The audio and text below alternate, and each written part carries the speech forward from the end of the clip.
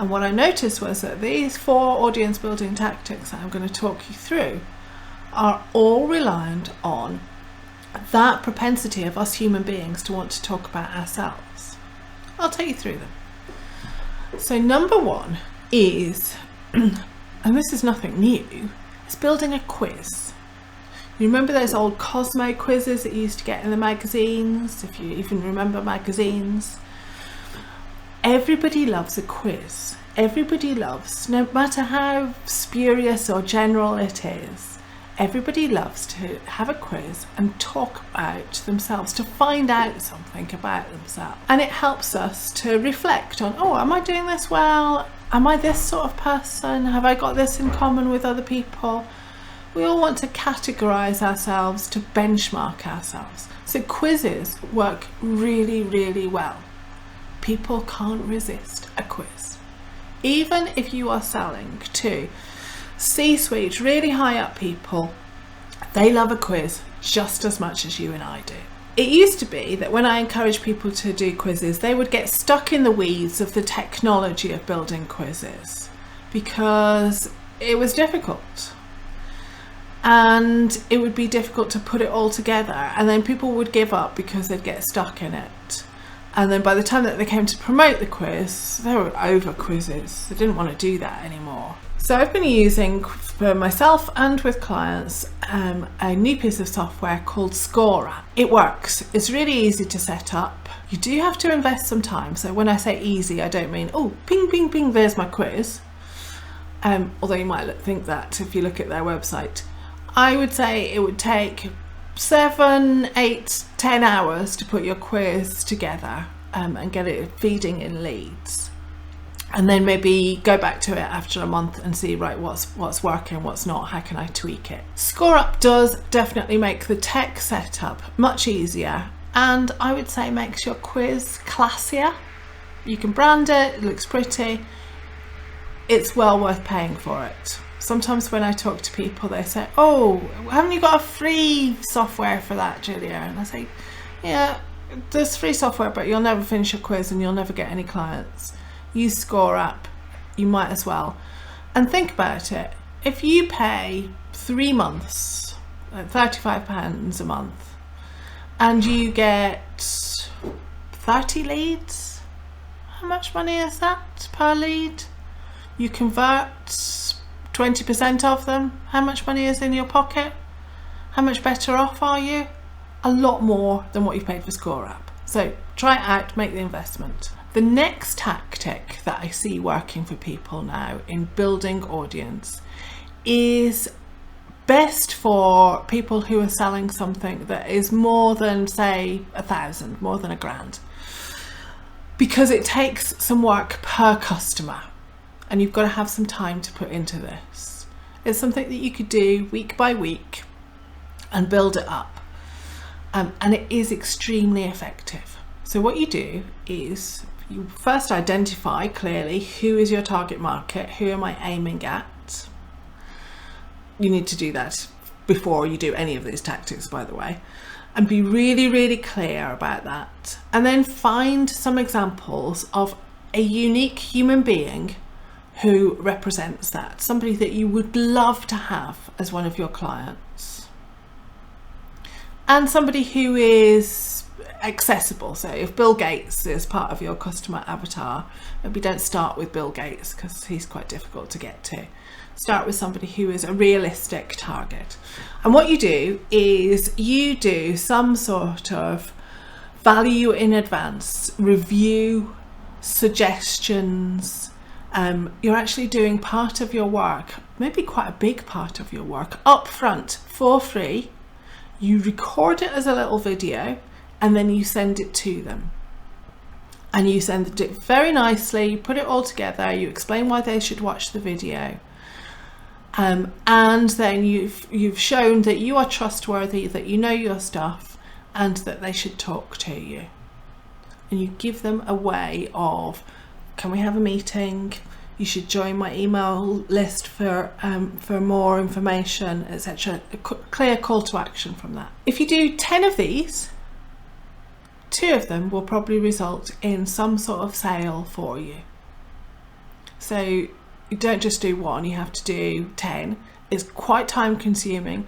And the secret is, don't try and just bash them out. Spend time on it. And again, think about the potential customer lifetime value that you would get from that. I get some of these quite regularly. I get people who are asking me, can I have a guest post on your blog, Julia? Blah, blah, blah, blah, blah. And most of them are just rubbish, and I put them in the bin and feel slightly insulted. You have to do a good job to get people's attention, and you have to be specifically talking about them. What are their challenges? What are their strengths, weaknesses, opportunities, and threats?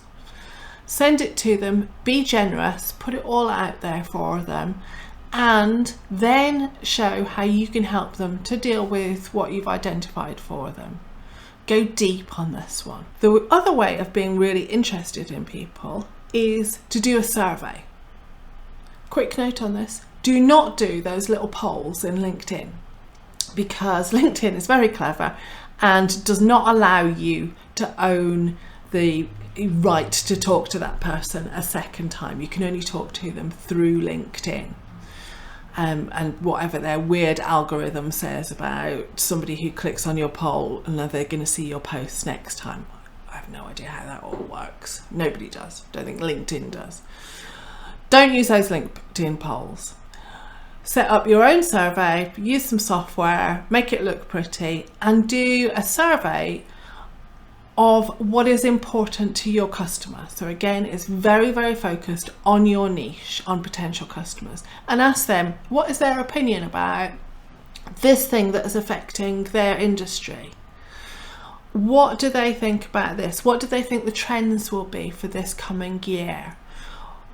Ask them about their own particular situation. How confident do they feel for the future? You know your industry, you know what would be meaningful there.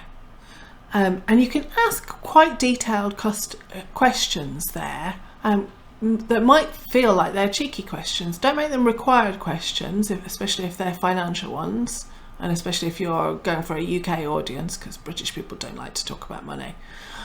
And the clever bit with this is you do the survey and you say, I'm doing some research and I'm going to be publishing a report about this. Would you like to get a copy of the report? And so you give them a reason to give you their email address. And then you sweeten that a little bit further. We're going to send you a copy of the report. Would you like to do an in-depth interview if you've got strong feelings about this? Would you like a special bar of chocolate or the chance to win an Amazon voucher or whatever sweetener bribe you want to put in that? And that will encourage them to put their email address in. Then they go onto your list, and then you can send them lovely, trust-building, nurturing emails. This one really works well. Again, none of these are cheap in terms of time and effort, but it does give you substantial attention and gets people onto your list. It builds audiences. I see it working lots and lots of times. The last one is kind of a new version of a well-worn technique. So you have a lead magnet, which instead of being the very generic lead magnet that you have on your site. So for years on my coaching website, I had success factors for small businesses. I was doing it all wrong. It worked when I first set that up in 2014, but it's tailed off now. What I need and what you need is something that is hyper specific to your people, to the people that you want to be in your tribe. So you need to go super, super niche and give them a lead magnet that is really clear that it is for them. And then they are much more likely to download that lead magnet and to join your email list, so you can send them all those lovely emails. So lead magnets nowadays have to be hyper specific. And I would recommend that you do over time, not expecting you to do all of this by next Tuesday, but I would recommend that you do several lead magnets. Try and do one every 6 weeks or something, and test them out against each other. See which ones are working, and the ones that are working already by just being on your website, push those a little bit further. Do some ads. Those are the 4 really good audience building techniques that I see working at the moment. Over time, these will change and they will be outdated. Who knows what way the attention economy is going to go. But give these a go because they're working right now. Want to learn more about the art of productizing your expertise? There are new videos here every week. Here are a couple of good ones to get you going.